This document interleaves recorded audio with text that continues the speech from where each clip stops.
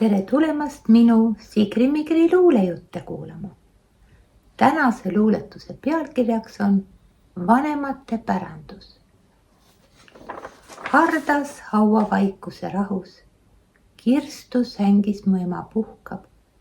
Samal kalmistul mu isagi maetud, tuhaurn nõmme liivaga kaetud. Mu ema kõrval ta ema, aastakümneid üksi olnud tema. Lõpuks ometi tütrega koos, hingerännul aegade voos.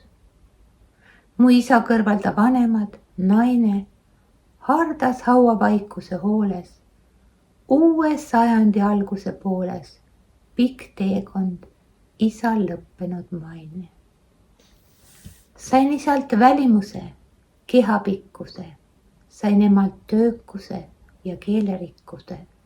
Sain isalt pehmuse ja arameele, sain emalt julguse ja teravkeele.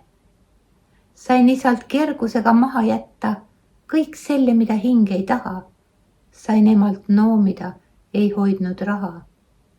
Sain emalt julguse, et riske võtta ja õpetuse, et üks tark ei tõtta.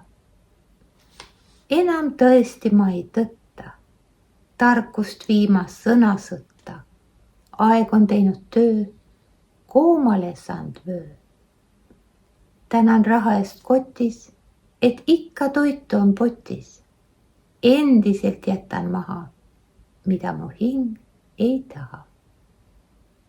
Tänan kuulamast, kohtumiseni.